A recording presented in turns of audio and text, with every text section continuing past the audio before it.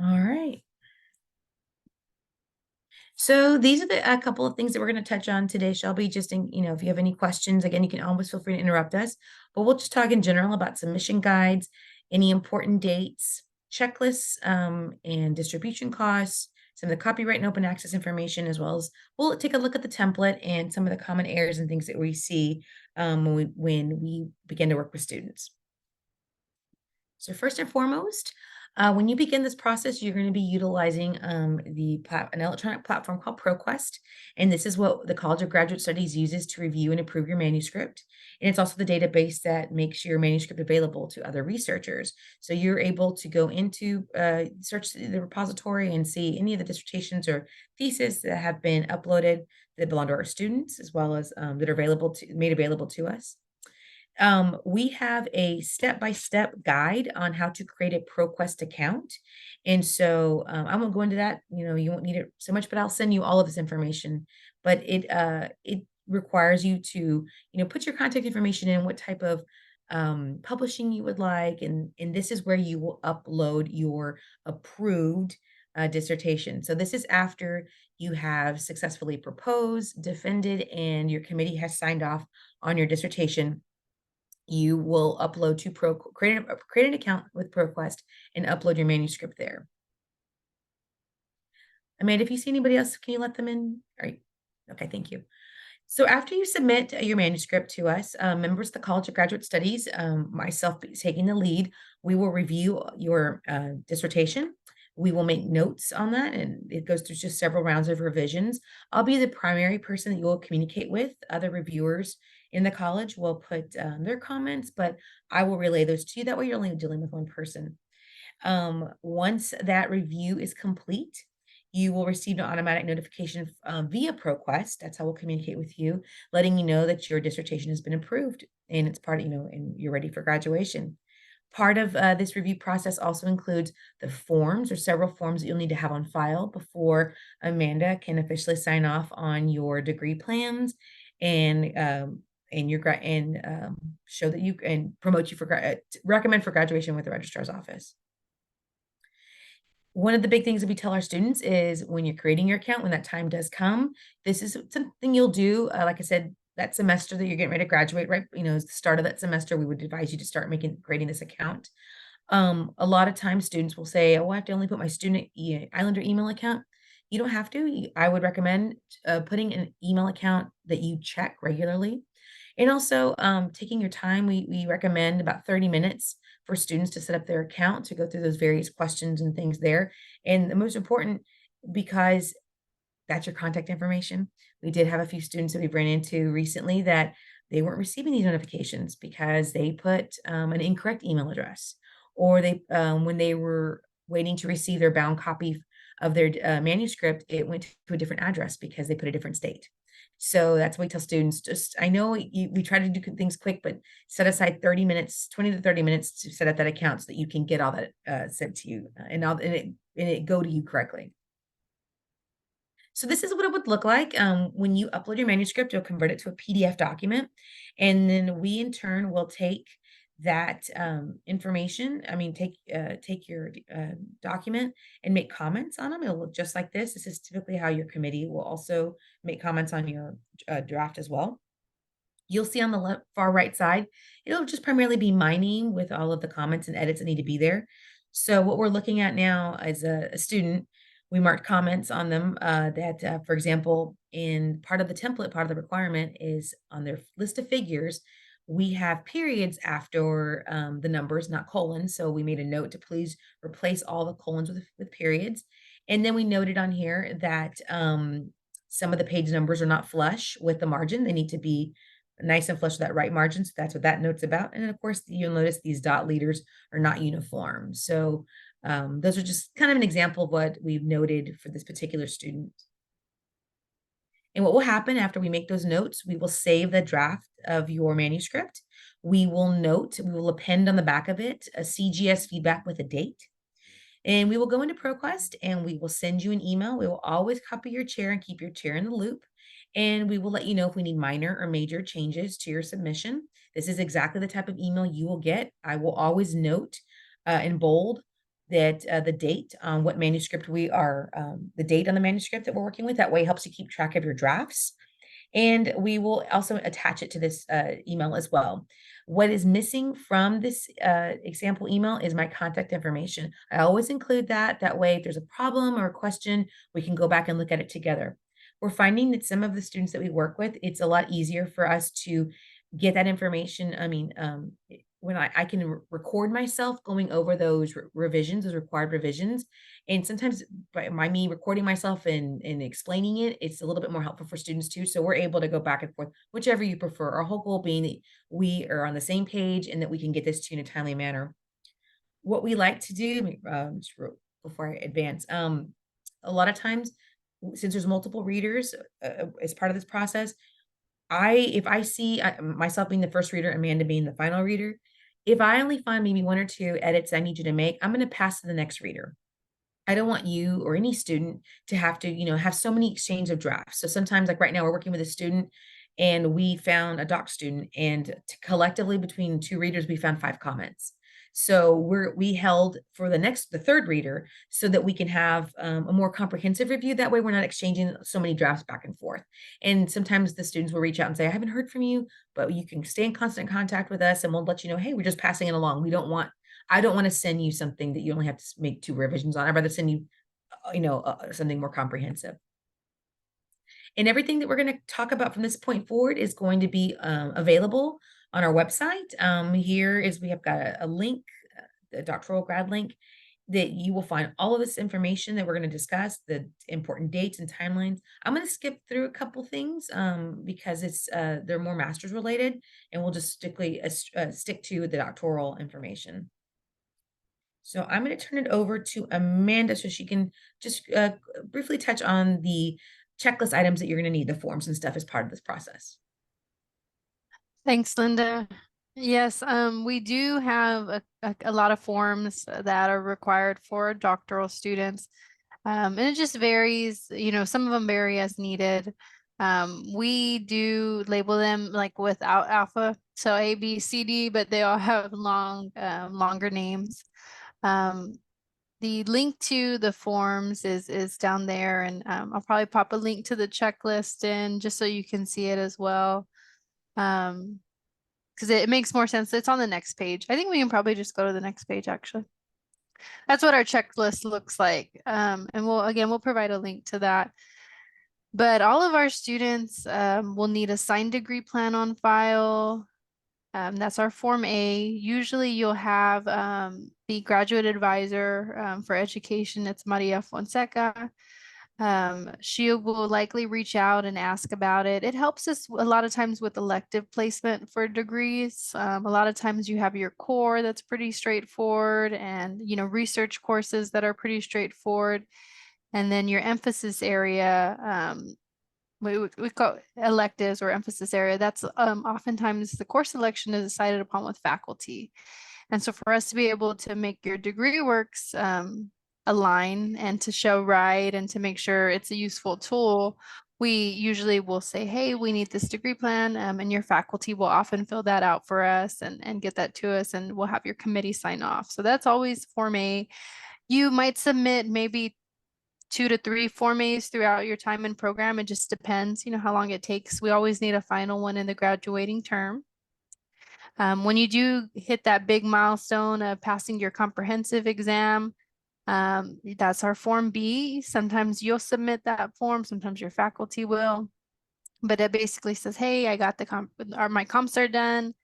And you'll get your advancement to candidacy letter from CGS or grad studies. It says you're a doctoral candidate now. The other big form is when you do have your committee, your doctoral committee formed. That will be your Form C that you submit. And that just tells us, hey, this is who I have selected to serve as my chair and to serve on my committee. We, with College of Grad Studies, will look at that, make sure everybody has graduate faculty status. We'll also assign a graduate faculty representative or a GFR to serve on your committee. That's required for all of our doc students. Sorry. Oh, it's fine. And so that's always the big thing, I think, before the passing the comprehensive exam, setting up your committee. Sometimes that's usually done in the same around the same semester for some programs, so that you can then formally start your research and start drafting, your dissertation. When you do get to proposal stage, we have a form for that. When you're ready to graduate in your graduating term, that'll be kind of the last push of forms where you'll have your Form E to schedule your defense. Your Form F is your defense report. So your committee is going to say pass fail to your oral defense and also your dissertation. And then kind of sprinkled in there are different things. So if something comes up where you need an exception, maybe a course isn't offered and you're told by a faculty to take a course in its place, that often requires an exception. Those things, maybe, as you have two littles, maybe you need to take a leave of absence, for some reason. We have a form for that too, and there's a process. So always, as you have questions or something comes up, Ms. Fonseca is going to be that first line of defense, I always say, or the first person to ask of, hey, I'm thinking about this. Is there something I need to do, to document it and make sure I remain in good standing? And that final term, there'll be a bunch of other things. I always say your graduating term is very expensive between fees for applying for graduation fees. We have a dissertation processing fee that's $100, paying for your ProQuest, binding of your dissertation, and everything else in between. That graduating term is definitely one you want to prepare for. But we have this checklist available. Students, might keep it with them electronically. We had one student who has it printed out and copied in her I guess her little note journal. Notebook, yes. And is just checking things off as she can. CGS does have a record of everything, and so some students will kind of as they're going keep the forms for their records, which I always recommend. And we, as you get things submitted, we can definitely give you a copy, if you don't get to it. Next slide. And I'm sorry, did you say No, there you're was fine. a way to see if I have Form A in? You would have to email us. So we'll put Okay. gradcollege@tamucc.edu. Okay. Or Miss Maria Fonseca you can email her and she'll check with us. She works for us and with us. Okay, perfect. Thank you. Anytime, Shelby, you need to ask, we can always check on your stuff. Mm-hmm. And we have the doctoral dates for those graduating in the fall term. Once you start enrolling in like dissertation defense, you'll get these dates every term. But the general timelines stay the same. So everything revolves around that commencement ceremony and is kind of planned out from there. So you're always going to have to, at least 6 weeks prior to graduation, the ceremony is always going to be when you're going to plan to defend. And then 4 weeks prior to graduation is when you'll have to submit your dissertation to ProQuest. So always a month out, everything's pretty much done and you're working on revisions with our college. The final forms, things like that, any fees, everything will be due that day. Okay, yeah, that's it. I keep forgetting. It's like we're not together in real life. So as far as distribution and costs, right now, we do require that you purchase one bound copy of your dissertation to have in the special archives at the library, the campus library. That's $62 right now. It does fluctuate. So, I don't know if it's going to be the same when you're ready to grad, but that's what it is right now. Students also often order personal bound copies of their dissertation for themselves, for, maybe a loved one that they want to have that. So that's something you might be, paying for at that time. We talked about the dissertation processing fee of $100. When you go to submit in that final term, you can also opt into the copyright or open access publishing fees. Those are optional, and we'll talk about what those means just a bit. Linda. Sorry. Okay. You're fine. Well, right now, this is just an idea. The more you buy, the more you save, I guess. And so if you're interested in how many I'm going to order for future, that's an idea of how much they are right now when students do order. ProQuest, in addition to kind of, being our repository for collecting submissions, it does handle the binding of the dissertation. So it's pretty cool to look at the end. That one copy, again, will live in the special archives at the library. Your department may require a department copy. I haven't heard of any departments, so that's just something to keep in mind. Anything color in your dissertation will be printed in color.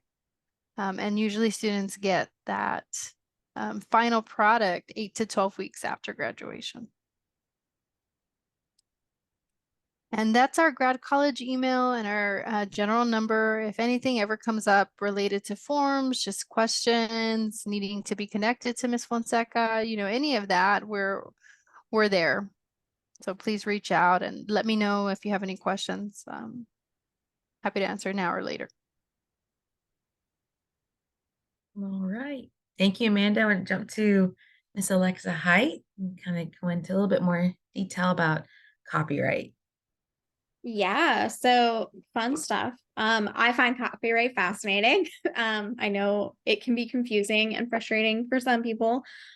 It's frustrating for me too. But so you have 2 additional optional fees that I'm going to kind of talk through what they are. Ultimately, the decision to go for these optional fees are completely up to you as the individual. So I'm just going to talk about what they are, what they give you, and my personal opinion. But again, it's your choice, up to you. So for the additional copyrights, the way copyright works in the United States, once you've put pen to paper or words, on the digital screen and saved it somewhere that we can find it again, you own the copyright to that material. So when you publish through ProQuest, and we're also going to talk about your dissertation or your thesis will also be made available on the TAM UCC repository. So kind of the digital version of our archives. You own the copyright to that. We're not asking you to give us the copyright. But what the additional copyright does is give you an added protection, sort of. It's basically copyright insurance is the way I like to think about it. So if you live in the United States and you want additional protection for your work, so you already have copyright. You don't have to register your copyright the way we have to do that for patents or trademarks. But if you want to register your copyright, you can. You don't have to. You have copyright, but you don't have to register it. But if you pay the $75, you are also registering your copyright with the Copyright Office. And what this does for you is that if you were to take somebody to court, if they infringed on your copyright, so if they took your work and they copied it, shared it, changed it a little bit, and then tried to pass it off as their own and didn't give you attribution, and you wanted to sue them for that, you could do that. And the $75 is that insurance that if you do go to court, you don't have to pay that range that's on that page, $750,000 to $150,000 plus attorney fees per copyright infraction. So this gets, it can get very, lawsuits can get very expensive very quickly. The idea of ever needing to take somebody to court over copyright, I don't know how likely that is. I've never heard, I don't have friends who are like, yeah, I sued that guy for copyright infringement. But if you really want to protect your work, you have that option of registering your copyright and paying that $75 now. You could register your copyright and pay that fee later down the line. ProQuest is just offering to do it on your behalf. You give them the money and then they register for it for you at the Copyright Office. Any questions on copyright fees? So when you say do it now, you mean like do it at the beginning of your research, or? No, sorry, when you are submitting your work. Oh, okay. I was like, whoa, okay. Yes. Now, meaning you're about ready to graduate and okay, cool. you've completed your thesis or your dissertation. Yes, sorry, that's confusing. I apologize. You're good. Should you pay for Open Access Plus? Okay, so I just feel like I have to explain what these things are before in more detail than what's on the slide. So traditional access to printed material or published material, you have to have a subscription to, or pay for access to that thesis, that dissertation, that journal article, that book chapter, etc. What ProQuest is offering you is that you pay their fee and they will publish your work. Again, you still own the copyright, but they're making it available, discoverable for researchers. They'll make your work available to anyone who find your thesis or dissertation via their ProQuest website. So traditionally, it is a ProQuest database. We subscribe to it as an institution. So you have access to the theses and dissertations available there because we are paying for access for you, or your tuition dollars are typically paying for access. What ProQuest Open does is anyone with access to the internet will be able to read and download your open access work for free from their website. Here's the caveat to that.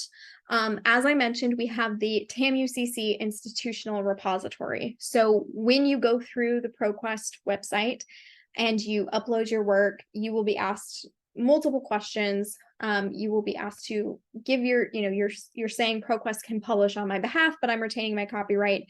You are also going to be asked that for the institutional repository. So your work will be made open access on the institutional repository. So if anyone finds your work on Google, because Google does crawl our institutional repository. So if they know to go to the ProQuest database and they see your work there and they want it, they might not be able to get access to it. But often if you don't pay for the open access, or if they don't have access to it through their institution, oftentimes, if people are looking for a thesis or dissertation in the ProQuest database, they have access to the ProQuest database.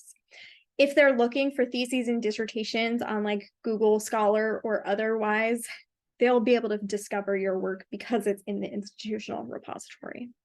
So in my opinion, if you're going to pick one, the copyright fee or the open access fee, we're already making your work open access for you. So pay the copyright fee. But again, we already went through all of the fees that you're going to have to pay in addition to the tuition that you had to pay. So if you don't want to pay for either of these, that's completely up to you. These are your options. Does that make sense? Any questions? No, yeah, that does make sense. Thank you. I honestly would have had we never had this conversation, I definitely would have paid an open access fee. I didn't realize that it was open access through the university. So that's really cool. Yeah. And I will mention, because this has come up recently, that you will also be asked both by ProQuest and by the library if you want to embargo your work. And this is the question in terms of your work is going to be made available in ProQuest and in the institutional repository. But if you're trying to publish elsewhere, you might have a chapter of your dissertation that you want to publish in a journal. And so you want to embargo meaning delaying the release to the World Wide Web of your work. There are embargo options. So again, you're not quite ready to publish yet. So when you get to that point and you're answering those questions, feel free to reach out to me. My information is on the screen, but I would also definitely check with your chair, especially if you're doing research that your chair is also doing more research on. They might want you to embargo your work in ProQuest and in the library as well. Okay. Thank you, Alexa. And Shelby, that's Alexa's contact information, and I'll send that to you as well. I appreciate you. I always learn so much more. I'm like, oh yeah, the embargo. Yeah, I feel like that one's gonna be I'm gonna be contacting you a lot about that one. Yeah, and we're happy to do that. Yeah, Awesome. definitely. There will also be a question about Creative Commons licensing. We don't need to get into that now, but when you come across that, feel free to reach out. Okay. Awesome. Oh, I have a question for you guys. Yes. Because I kind of started this process so early, I feel like there's going to be beginnings of it that I could publish on that would almost be foundational to the dissertation, but wouldn't be the dissertation. How does that work? Is that like completely avoided, or is that not a big deal and very common? Where does that lie? From my experience, I think it depends on the discipline. But I do think that there are often you've already published chapter 1 as a journal article, but it's still a chapter in your dissertation because you are building on a corpus of knowledge. Okay. Yeah. Awesome. Cool. Thank you. Excellent. Thank you, Alexa. I appreciate it. You'll be Enjoy citing your- yourself in your dissertation. So you can do that? I believe I so. think you, I think Okay. you have to now. Okay, Like if you because do end up publishing. my advisor told me that I should do that and I can cite myself in my dissertation. And then my stats professor said I can absolutely not cite myself in my dissertation. So I don't know. I think it's Mhm. discipline specific. So if your chair says it's okay, I think it's okay. I don't want to double check her. I love her, but I want to double check her. Yeah. That's a really good question though. I'm curious now too. All right, cool. Well, we can all look into that. Awesome. Well, Alexa, enjoy your evening. I take a Thank rest, you. a breather. We'll talk this later on. Thank you again. Awesome. Sounds good. Have a great day, y'all. Thank Have a great day. you. Bye. Okay, Shelby. So we'll get into just a couple of we can just jump right into the templates. So these are all the templates that the College of Graduate Studies that we have on our website. The only ones that we are not responsible for because we didn't create are the latex ones. But typically in your discipline, you will use the dissertation chapter method one will be the one you'll use. Okay. And this is where this is what it'll look like on our website, and I'll show you and I'll navigate. But this is where they are. You'll notice that beside them, we've got a guide that we've created. And basically what we did was all the readers, we took all of our notes, what we look at when we are editing and for formatting. And we just said, well, let's put it online. This is exactly what we look for. This is exactly what we're checking. Why don't we show people exactly like what to look for? So we found some students that have said that this is beneficial. I think a big win for a lot of the templates is a lot of the notes in there are more, Amanda, maybe you'd agree, a lot more APA geared. So that was helpful for your discipline. Nice. A lot of the issues that we kind of see just in general formatting, we tell students it just has to, have a 1-inch margin all the way around. In terms of font, Times New Roman 12-point font, double space throughout, and then page numbers at the bottom center. One thing I do tell students, and I failed to mention in the beginning, is we're not content experts. We are formatting. That's what we're looking at. So you're the expert in your content. We're not going to say, hey, this isn't, what about this? What about that? The only time we would say something is if something appears to be missing, or something's not consistent. That's the only time I would say like, hey, and not really we, the associate deans are going to grab that and hone in on that. The way I like to describe it is what our role is in this whole process is when you'll be working on your research for, a period of time. And it's almost like you're creating the perfect room, every textile, every, the wall color, the flooring, the tchotchkes on the table, the artwork, every piece you can just, you've picked out. Our job is to make sure that that room has 4 walls and a door. That's all we're looking at. So that's our role in tandem together. When we talk about preliminary pages or front matter of your dissertation, these are the pages that we're referring to: the title page, the copyright page, committee member page, abstract, dedication, acknowledgements, table of contents, list of figures, and list of tables. Some of those are like the dedication acknowledgements, that's optional, as well as the list of figures and list of tables. This is an example of the dissertation title page. We just tell students to also note when they first begin looking at this is take note of what's all in all caps and what's in lowercase. So for example, on here, your title is going to be in all caps at the top. Your first name, your name is going to be in all caps. Your degree is going to be in all caps.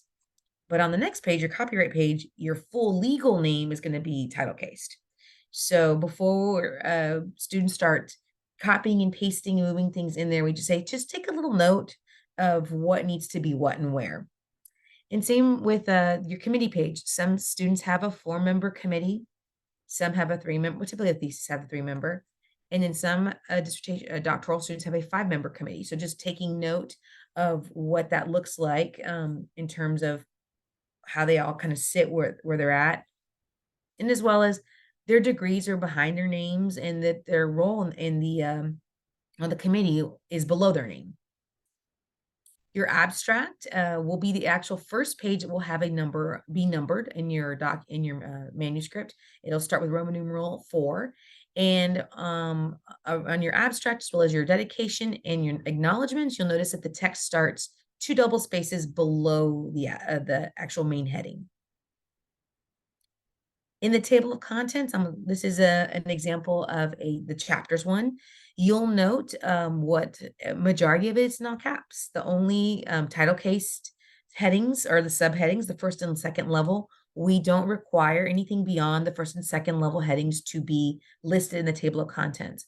We have built automation in our table of contents, and I'll show you that here shortly, so that the whole goal being that there's a style attached to each heading, so that all you have to do is make sure that that style is part of your headings, and you just have to right click and update your table of contents. So there is no manual touching of your table of contents. That's where students get into trouble when they have to start updating page numbers manually, titles manually. Part of our revision process, myself, Amanda, other readers, is we take your table of contents and we go verbatim. Is chapter 2 on page 2? And is it this title? Is it this? Are the list of figures is figure 1 matrix document on page 17, and is it titled correctly? So we match this. And the hardest part is when students, like I said, have done it manually. That's when issues begin to happen.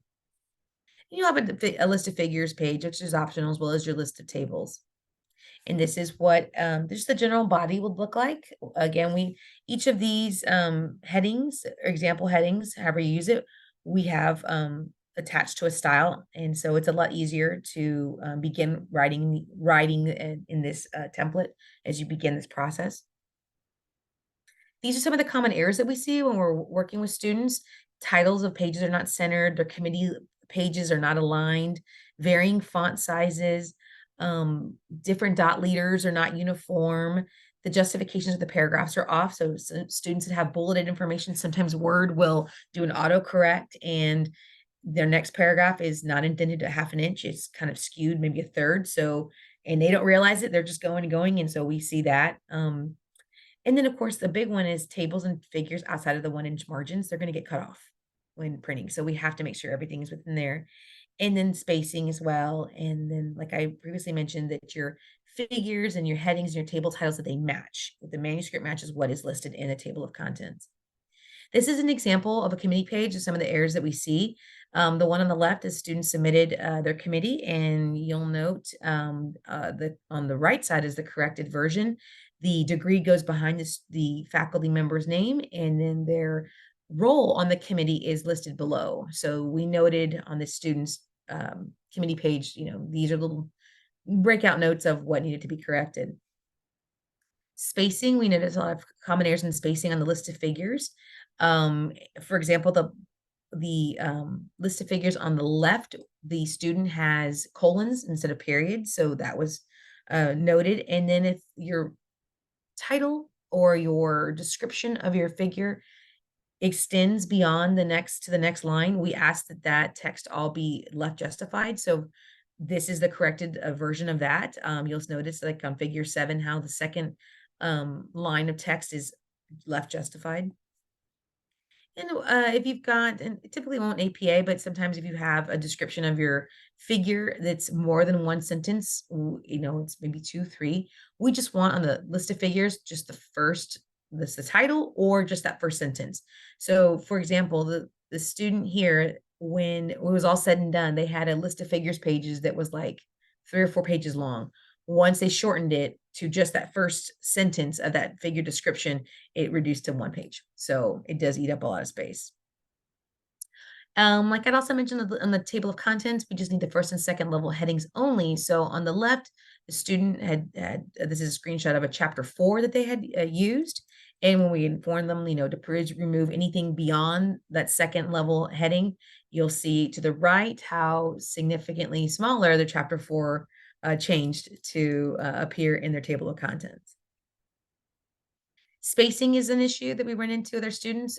This, for example, on the left is extra spacing between the paragraphs. It's a little bit more than 1 inch. It's a little bit more than 1 double space. So we'll note that. And so you can see on the right how it was corrected. It just kind of brings everything up just a little bit. And basically all that is it's removing that space before a paragraph or after a paragraph in Word. That's kind of, sometimes it just gets a little off and needs to be corrected.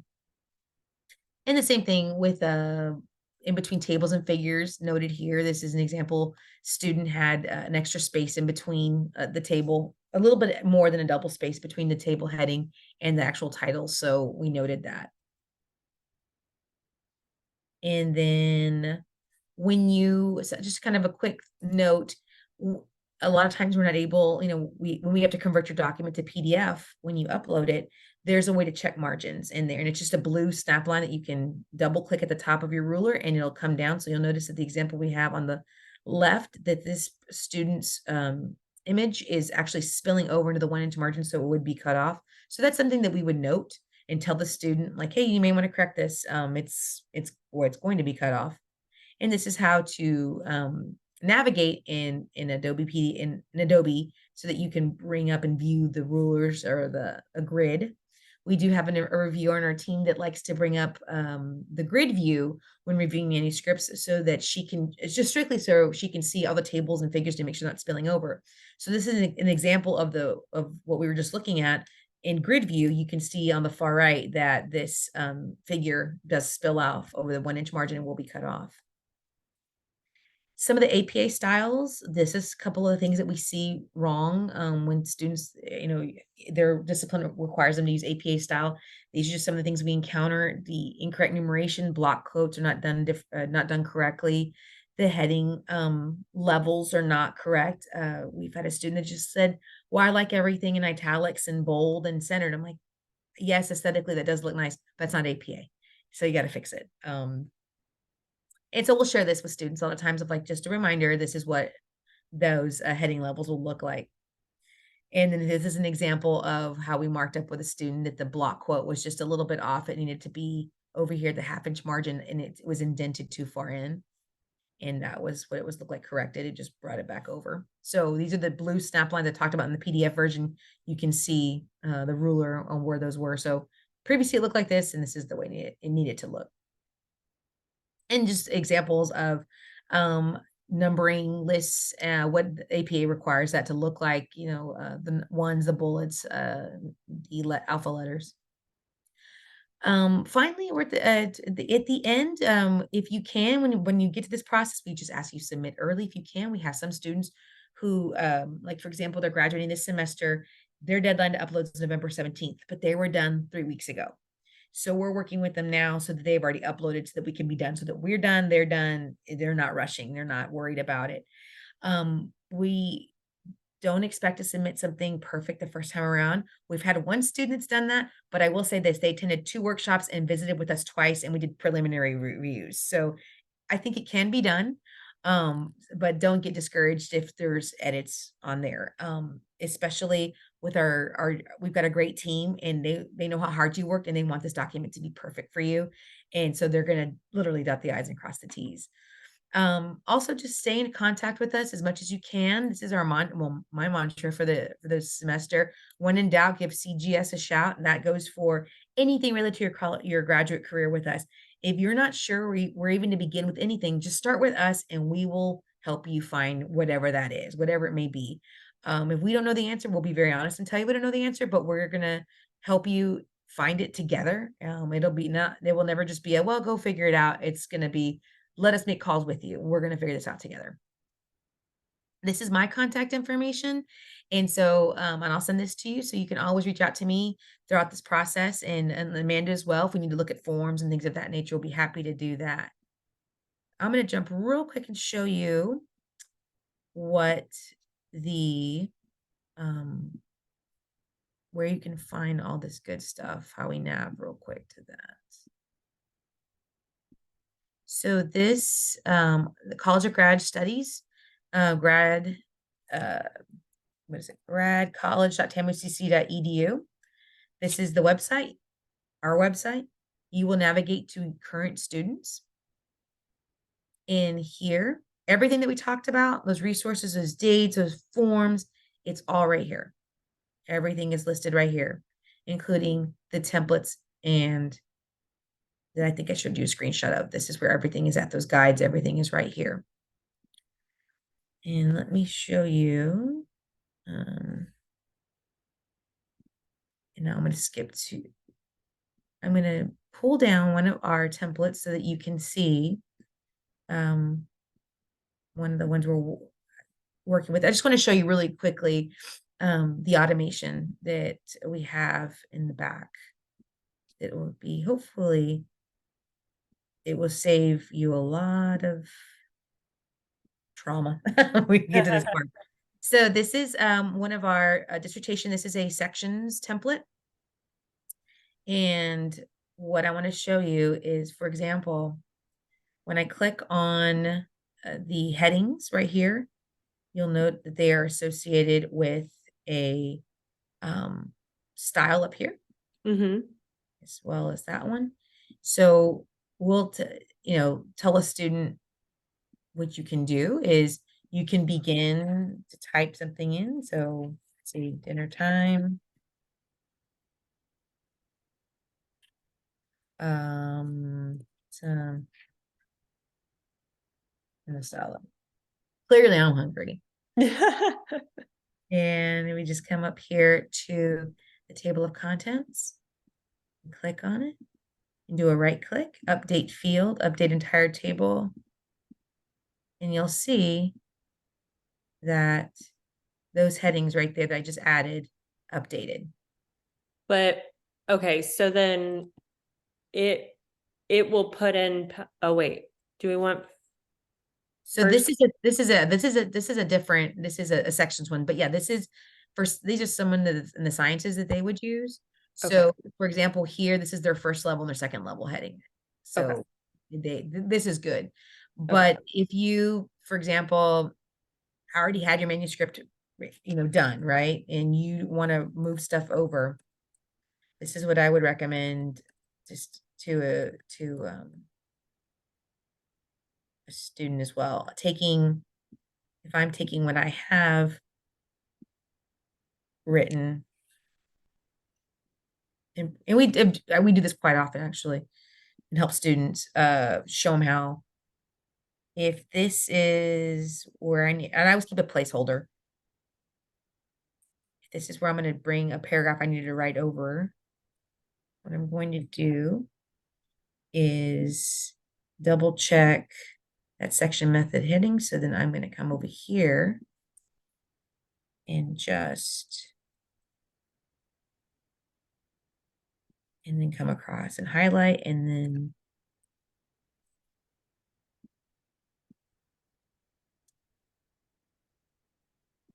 and again, this is a sign. Typically, this is a section one, but this automation is also done in our chapter one, the one that you would use for yours. And you'll see here that it's populated.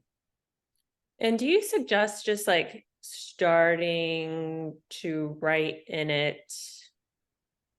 I guess, how do I phrase this? Like now, starting it and pulling it down, right? Like pulling it in now, or since you're so, I think since you're so new to the process, or I mean, I don't know if you would agree with me, I would wait a little bit, and then typically, because we've already made our edits. I mean, there is no plans, from my understanding, to change any of the template. But it maybe as you start getting closer and writing a little bit more, then move into the template.